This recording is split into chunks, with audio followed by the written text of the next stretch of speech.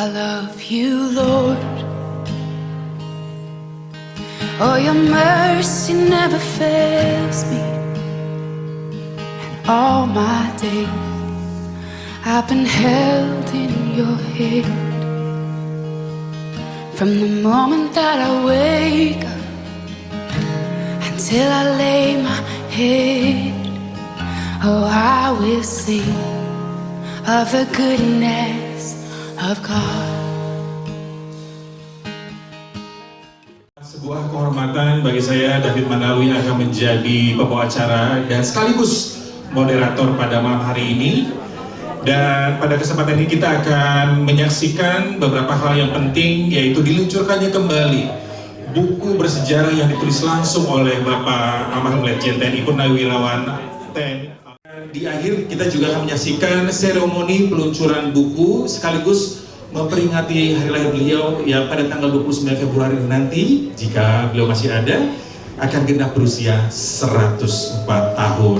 Wow, luar biasa.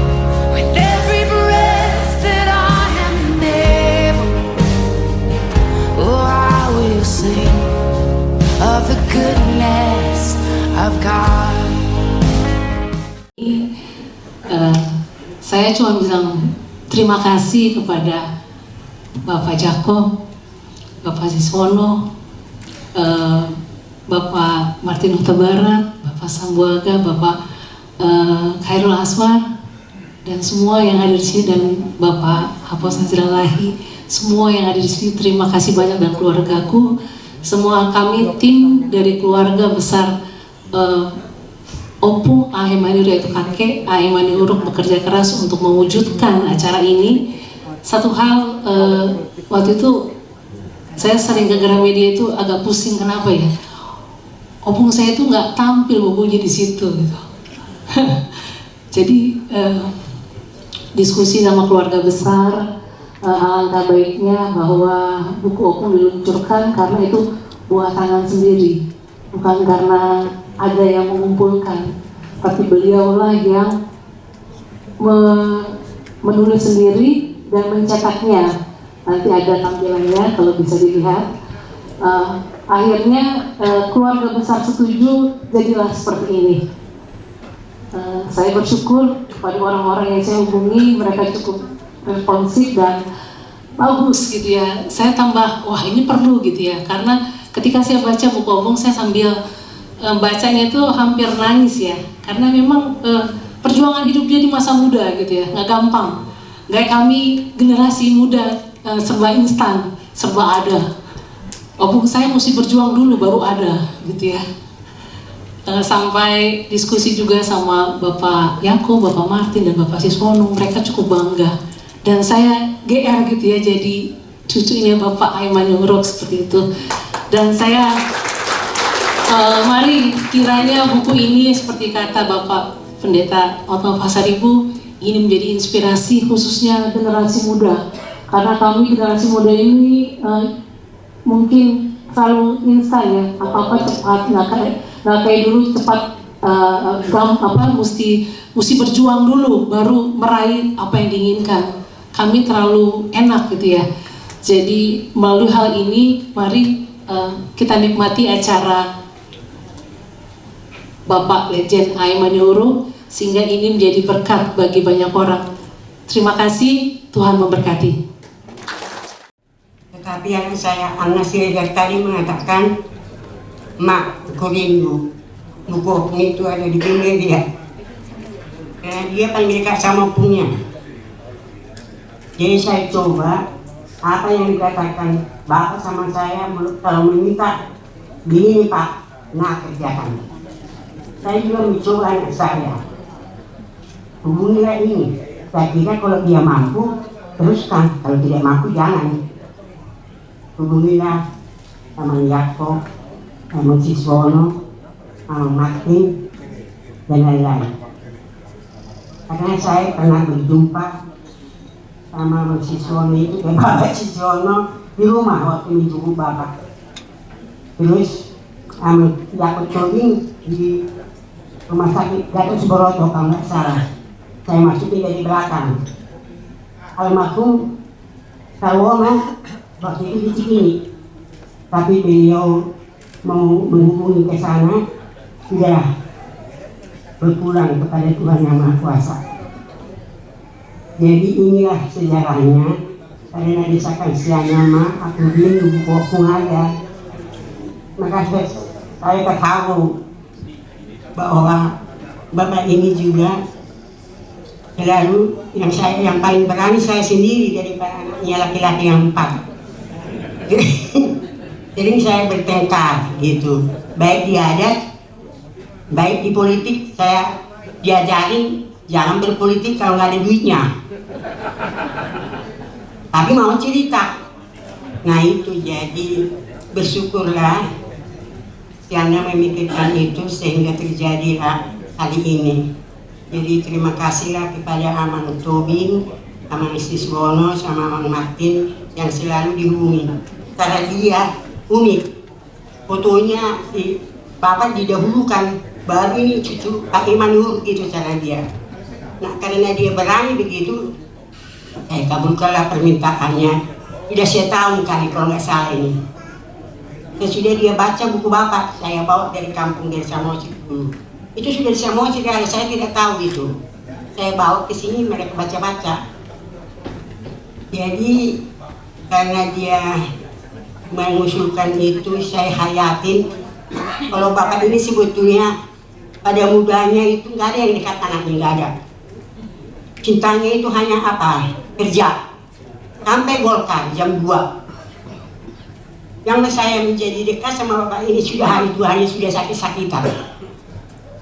Itulah cuma yang saya banggakan dari Bapak ini sesuai kata-kata dengan perbuatan.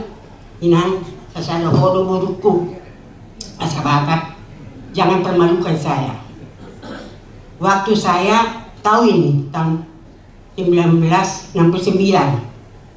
itu membuat saya itu, kamu orang karena kamu sendiri, bukan karena Bapak. I love your voice. You will lead me through the fire, and in darkest night, you were close like no other. I've known you as a father, I've known you as a friend, and I have lived in the goodness of God. Yeah. And all my life you have been faithful. Oh.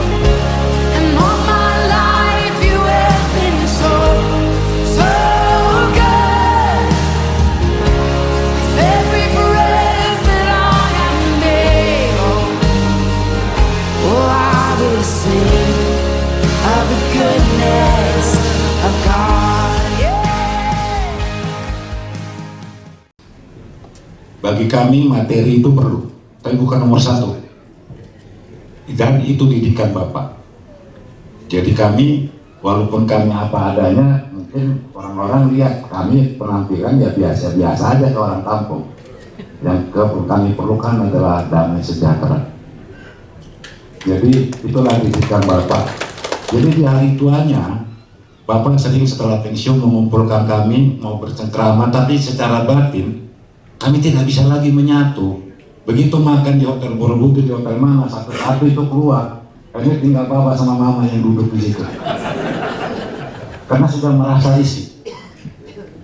Nah, itulah yang kenangan-kenangan. Tapi saya sangat bersyukur setelah saya di hari tua sangat bangga sama didikan orang tua. Sehingga saya pun di Pulau Sumatera, di kampung saya sendiri, saya dihargai orang bukan karena saya, karena melihat sikapnya Bapak. Mungkin di Jakarta ini saya tahu apa, tapi Bapak dikenang di kampung saya, asal dibilang anak Pamiani Huruf, kami ikut ke bagian kecipratan. Karena kami harus pintar-pintar, jangan songong juga. Selesai nanti dibikinnya. Nah, jadi untuk itu saya mengucapkan terima kasih atas kehadiran Bapak-Bapak. Satu lagi, yang sering Bapak bicarakan ke saya mengenai Pak Siswono, Sarwono, Akbar Tanjung. Kami hanya mendengar. Dan Pak Martin dan Yakub. Dulu kalau nggak salah Pak Martin pernah ngirim celana dulu satu bal-balan itu. Nah, saya yang gunting ini tuh dulu satu pasang bagi saudara-saudara. Saya capek ngantarin itu. Tapi kalau Pak Siswono, Bapak pernah bercerita waktu abang saya tamat dari Jogja, karena dia seniman, ditawarkan ke perusahaan Pak Siswono katanya jawabnya terserah Bapak pilih yang mana. Tapi abang saya nggak mau karena dia nggak mau terikat duniawi. Akhirnya dia sampai sekarang seniman. Jadi untuk itu saya mengucapkan terima kasih. Your goodness is running out, it's running after me. Your goodness is running out, it's running after me. With my life laid down, I'm surrendered now. I give you everything. Your goodness is running out, it's running after me.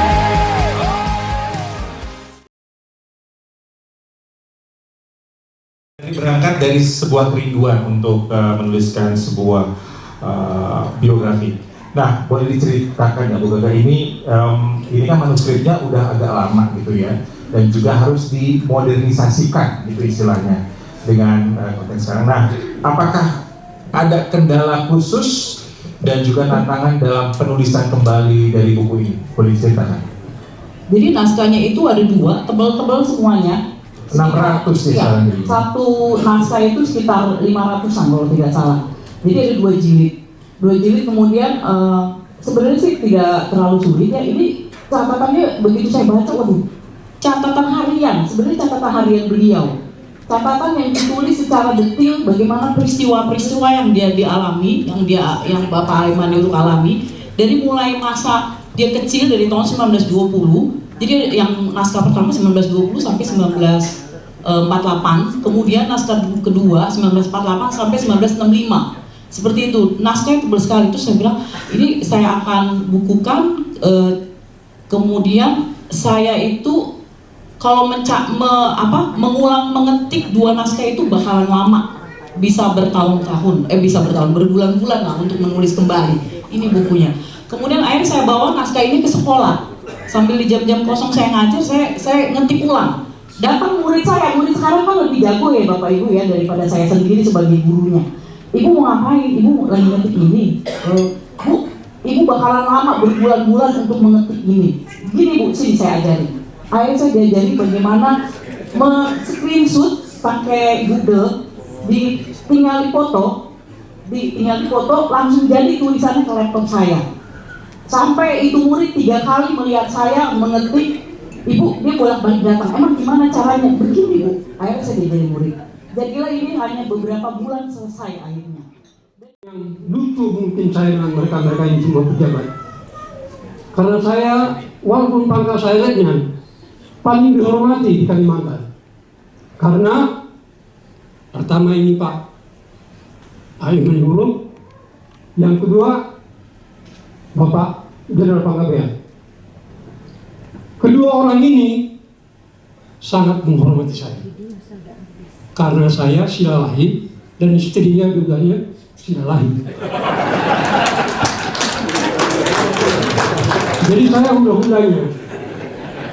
Makanya saya mulai karir saya agak aneh. Setelah saya menjadi komandan sipil, akhirnya ditarik saya menjadi, waktu itu Kalimantan itu ada satu komando namanya Wilayah Kalimantan. Dia disebut wilayah. Kewilahatan istilahnya mungkin sekarang. Nah, jadi waktu itu Panglima Jenderal M. Panggabean, Asisten Kodam Pak Aiman Huruk, pangkat Letko, Panglimanya Pangdam Amir Mahmud, Kasdamnya Sutopo Yono. Kali berkunjung, dan kalau kita sudah bisa makan ikan teri, ikan nasi di rumah, sangat luar biasa rasanya di dalam kehidupan itu.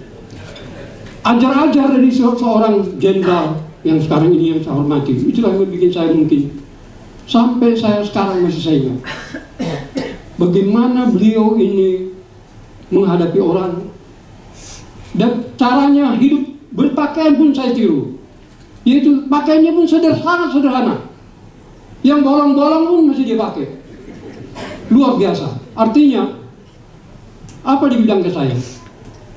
Kita harus bisa menikmati di dalam kesederhanaan. Kalau kita bisa menikmati kesederhanaan, itulah mungkin sesuatu yang kita sangat nikmati apa kehidupan kita. Jadi dengan kata lain, beliau inilah yang mengajarkan kepada saya untuk bagaimana menghormati sanak saudara secara adat dan bagaimana menjalankan dinas kita di dalam ketentaraan. Saya di Polres Panglima supaya saya menjadi inspektur, sehingga pada waktu itu pakaian saya ada di Jakarta, sedangkan saya ada di Medan. Saya khusus mengambil pakaian saya, naik pesawat kembali balik ke Medan hanya untuk supaya saya jadi inspektur batalion. Wow. Terima kasih. Ditumbuhkan menjadi sebuah organisasi yang mempunyai akar ke dalam masyarakat dalam bentuk berbagai organisasi pendidikan kader, baik teritorial, kader fungsional, sedemikian sehingga akhirnya Golkar yang tadinya merupakan gabungan dari berbagai organisasi tumbuh menjadi sebuah kekuatan politik yang mempunyai akarnya langsung baik ke masyarakat, baik dalam lingkungan fungsional maupun dalam lingkungan lain. Dan sampai sekarang ini para tokoh-tokoh Golkar di sini bisa menyaksikan. Beliau itu berpikirnya sangat sistematis. Saya dengan latar belakang waktu itu mahasiswa, saya dari ITB, Pak juga dari ITB. Dan karena jadi anggota DPR pada tahun 68 itu tidak bisa lagi melanjutkan kuliah di ITB. Akhirnya saya melanjutkan kuliah di tempat lain, tapi ada hal memang yang tetap saya pegang sampai sekarang, berpikir dan bertutur, bersikap secara sistematis itu luar biasa. Mau menambah ilmu sampai sekolah luar negeri dan juga sekolah spionase katanya. Ya, mau tahu lebih banyak beli bukunya. Iya. Sekarang kita beralih ke Pak Sis dengan pertanyaan yang sama, Pak Sis. Ya, kesan dan pesan Bapak terhadap seorang Bapak Aiman Huruk dan di mana persinggungan kehidupan Bapak dengan beliau, silakan. Beliau seorang yang disiplin sangat tinggi, administrator ulung menurut teman saya, sangat rapi dan tertib. Tidak salah Presiden menugaskan beliau sebagai Ketua BKN karena tertib dan rapi. Beliau juga seperti yang Pak Silalahi sebut tadi, selalu belajar, autodidak, mendalami tugasnya habis-habisan. Beliau adalah seorang ideolog. Tidak salah kalau DPP Golkar menugaskan beliau sebagai Ketua Bidang OKK, Organisasi, Keanggotaan, dan Kaderisasi.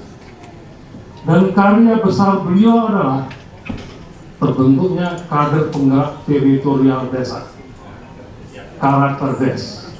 Saya tutup itu tim di situ. Ini adalah pendidikan politik yang sangat masif, terstruktur, masif meluas. Saya belum pernah mendengar dan saya belum pernah melihat ada pendidikan politik yang sedemikian hebat melebihi karakter des. Ini bukan sekedar membentuk kader Golkar, tapi ini pendidikan politik membentuk kader bangsa. Sedistrik 9. Jadi selalu kegiatan beliau itu pada kegerejaan banyak sebenarnya. Perhatiannya besar. Tapi saya mau katakan salah satu jasa yang sangat penting adalah pada saat Universitas Nomensen Akademi, asetnya itu sebagian beralih kepada seorang Nagu, seorang kuat di HKBP. Aset-aset itu kok tiba-tiba berpindah menjadi milik yayasan orang tersebut. Eporus Siahaan HKBP waktu itu marah, tapi tidak mampu berbuat apa-apa. Tadi saya sebenarnya undang Eporus HKBP kemarin, saya tadi ada pertemuan dengan Eporus Sekjen, seluruh pimpinan HKBP di sini ada. Tetapi karena mereka harus berangkat keluar kota, ada acara di Malang, jadi tidak bisa hadir. Tapi sebenarnya saya sangat kepingin tadi Eporus akan datang kemarin, karena saya cerita pada mereka bagaimana jasanya Pak Ayah Manihuruk mengambil kembali dengan power yang dimilikinya Universitas HKBP Nomensen. Aset-asetnya yang jadi milik HKBP sekarang. I love you, Lord. Oh, your mercy never fails me. And all my days I've been held in your hand. From the moment that I wake up until I lay my head, oh, I will sing of the goodness of God. 'Cause all my life you have been faithful, and all my life you have been so good. With every breath that I am able, oh, I will sing of the goodness of God. I love your voice. You will lead me through the fire, and in darkest night you were close like no other. I've known you as a father, I've known you as a friend, and I have lived in the goodness of God. Yeah. And all my life you have been faithful. Oh. And all my life you have been so good. With every breath that I am able, oh, I will sing of the goodness of God. Yeah. Your goodness is running after, it's running after me. Your goodness is running after, it's running after me. With my life laid down, I'm surrendered now. I give you everything. Your goodness is